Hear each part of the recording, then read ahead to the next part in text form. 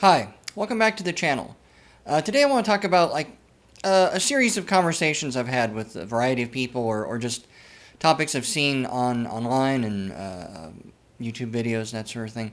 I'm sure I'm not really saying anything new or earth-shattering, but I just kind of wanted to point out, that if you are an independent writer or creator of any time, this is the best time to be. I think we are on the cusp, maybe we're a little past the cusp, of like a really big indie revolution in really all forms of entertainment. I think when I first got the idea of just talking about this in this video was I was talking with someone about how ratings for the Oscars tanked. There's no. This is all in 2021, so the ratings were like the worst they've had, I think, ever. The Golden Globes has been canceled. Ratings for pretty much all professional sports had just been going down, just keep going down, and just over and over and over a lot of these sort of things. Movie theaters, of course, we're just coming out of the pandemic, and so movie theaters haven't been doing well. They're closed down. A lot of them, I think, probably are still closed, or they're barely open, or whatever. And it's and they were already hurting. Movie theaters were already hurting. People were stopped going to the movies for a lot of reasons. Hollywood movies aren't just doing as well as they used to. And I think really what it comes down to is I think the American people, at least, I don't know about the rest of the world, but the American people are just kind of getting tired of corporate entertainment. Not entertainment, but corporate entertainment. And it just seems to replicate itself over and over again. Video games. Some of the more popular games are more like little independent video games. Video games are like kind of the one thing that where a big game producer like Bethesda can still crank out hits. But indie games still doing just as fine. You be someone who puts out a little bit of will be indie game and be totally take over the culture. Comic books, Marvel and DC, their readership is going down. People just aren't buying those comics.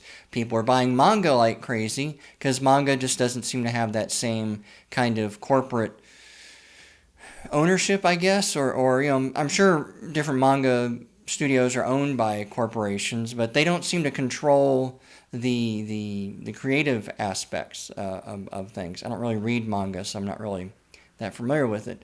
But I think this is great. And really, most of it, I think, is fueled by the internet. In fact, I think the internet is what's going to save all of this stuff because let's think about it. If there was no internet, but everything else stayed the same, would people really even still, would they still go to the movies even though they had no internet to do it? Maybe not. I don't know. And this makes sense, and this is the reason why I think there's really good things to come if you're an independent creator, and it will probably last for the next 10, 15 years, maybe 20. It's a little harder to judge how long things will last, but we're talking about at least 10 to 15 years. I think pretty easy. Let's use movies as an example. In the early days of movies, people were really just kind of playing with the technology. They didn't really know what to do with it. They were experimenting. You watch a lot of the very old silent films, especially from the 1900s, 1910s, and a lot of those were people just trying to use it in a way that they already knew how. A lot of the old movies were basically, the camera just sort of zoomed out, showing the entire room, and it was sort of like watching a play, because at that time, that's what everybody had everything to go with. Then we get in the 1920s, it becomes much more of an art style. But, there's a YouTube channel, I think it's called Pre-Code Hollywood or something, you won't find it. And it shows a lot of the films and clips and actresses and movies that were out before what they called the code. I don't forget what the exact name was, but basically movies back then were very racy, very sexy, especially when you consider we're talking about the 1920s and stuff. There's no actual nudity, but it's really coming up to the line, that sort of thing. And in that sense, some of these 1920s movies were more in early 1930s. They were more sexy than a lot of the stuff that's coming out of Hollywood, today. Because the Hollywood stuff coming out of Hollywood today is very corporate because the bean counters have taken over Hollywood, and what they want to do is make sure that this thing's going to make money. And in their mind, the best way to make money is to make something safe.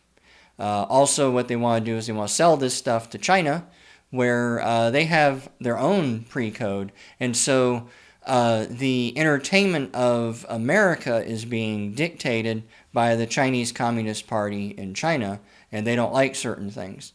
But going back to my movie example, around the same, around the time of the Great Depression, was also the rise of Christian fundamentalism, and though there's of course no real truth to this, to them the idea became as like, oh, the reason why we're suffering through the Great Depression was because of the excesses of the 1920s, of the Roaring Twenties. It's all these flappers, it's all this drinking, it's all this drugs, it's all this other weird stuff, and we need to shut it all down. And so then, the government came in and set up the code, and they basically made Hollywood movies pretty boring. Still really good. I mean, there's a lot of great movies that came out of the 30s. Watch any of the old Marx Brothers movies. They're hilarious. But they did make it a lot less tame, a lot more tame. And then 1940s came in. Of course, we pretty much started World War II right into the 1940s. So then Hollywood, again, the movies stopped being challenging. They stopped really being interesting. It became a lot more about patriotism and making people feel good. Nothing wrong with that at all. Movies back then were still less corporate, but also a lot less racy and provocative in that sense. Then after World War II, that's where you start to see the needle start to shift a little bit. People wanted to talk about afterwards, and you see a little more thoughtful movies. That's actually when It's a Wonderful Life came out. There's another movie, I wish I could remember the name of it. Basically, it's about a World War II veteran who came home, and both of his arms had been blown off, so he had basically hook hands back then, because that was the level of prosthetics they had. And so it was really trying to get into the horrors of the war and how rough it was for everybody to get through it. And the 1950s came along, and in general, the 1950s were really boring, very safe. No one really wanted to push the social commentary issue anymore. Certainly no one was pushing the sexiness or the raciness or anything else like that. Again, you watch some of these pre-code Hollywood movies and compare it to stuff that was coming out in the 50s, and there's just really no comparison. But the 1950s was also the rise of the corporations. Now, they didn't really own Hollywood, not like they do today, but back then it was much more, we want to keep things safe. We don't want to provoke people. We don't want to be too racy. Then we get into the 60s. That was when the pendulum started to shift, somewhere around in the mid-60s. That's when culture started to move. The baby boomers were now becoming teenagers and young adults. They wanted to challenge the notions of their parents and their grandparents, and they started really pushing that boundary, and then that's when you start seeing a lot more interesting movies, a lot more experimental stuff. You start seeing a lot more sex. You start seeing a lot more social commentary, especially around racism.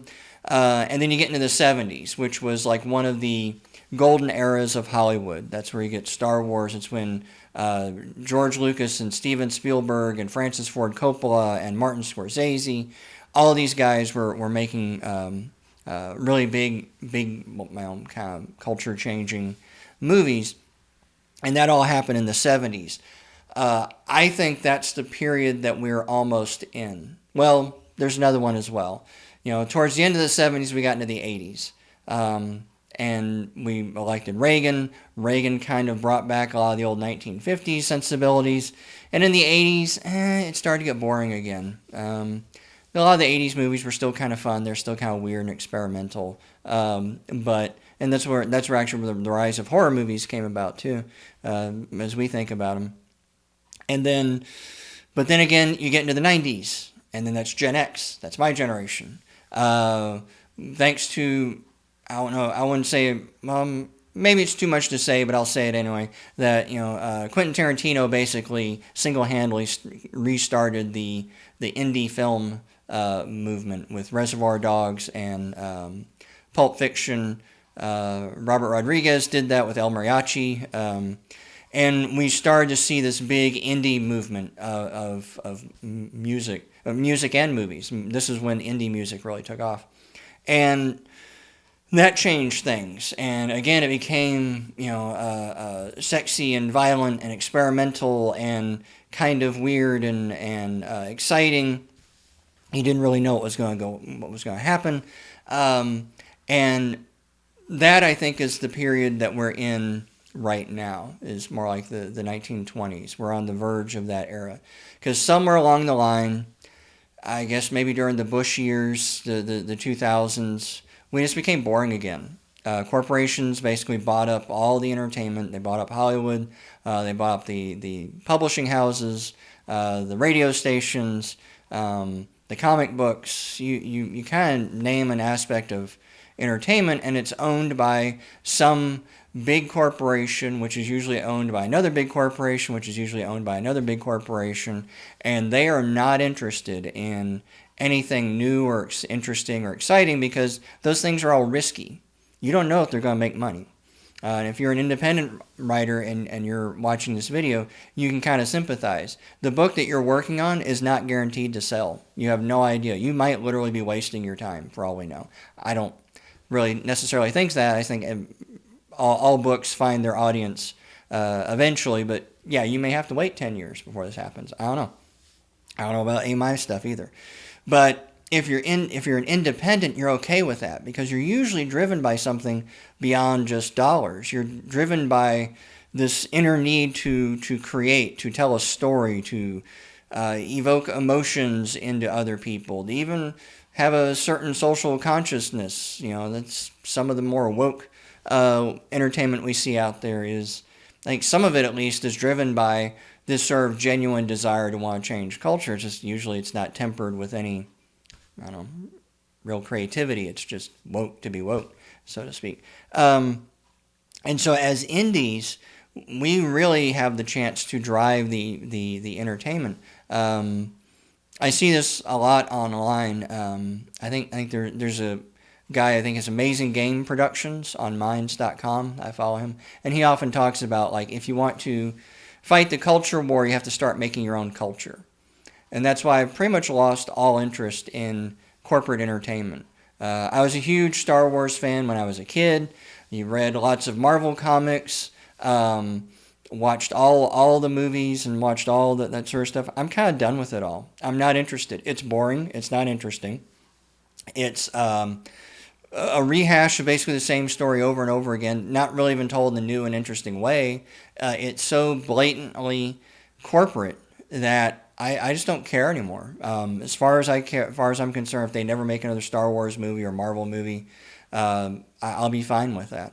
The only reason why I even care if they even make comic books anymore is because my friends own a comic book store, and I know that would hurt them financially. But the reality is comic books could just go away. At least Marvel and DC could just go away. There's still plenty of indie comics out there, but they're not even bothering to try and sell their stuff to Marvel and DC anymore. They're going on Indiegogo or Kickstarter, and they're getting self-funded the way a lot of authors are doing with their books.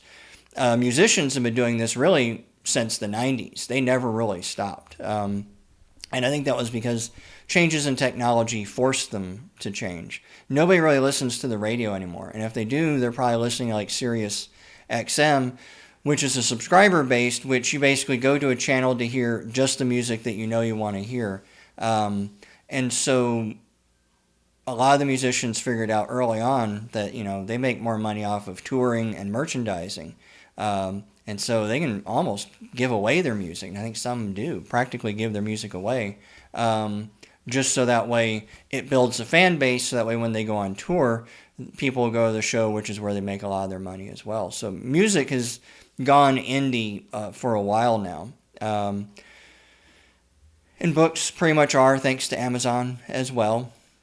There are plenty of indie authors that can make a good living comfortable living, sometimes even better than comfortable living off of their writing. And some books even become big hits. The Martian and 50 Shades of Grey were both originally indie published, and then they got so popular they got bought up by a traditional publisher, and then they became movies, and then people were just rolling in the dough and that sort of thing. So if you're a writer, or if you're an independent creator of any kind, and you're like me, sometimes you feel a little down because you look at your sales on Amazon and it's a flat line. It's not a good flat line, and you kind of wonder if you're wasting your time or any of this other stuff. Keep writing, keep cranking. I'm old enough to remember the '90s and a little bit of the '70s, but mainly the '90s. And all it will take is somebody, it might be you, but somebody to break through the mainstream and hit it big. And then all of a sudden, and this is what Hollywood does. Now you're no longer the risky bet, you're now the safe bet.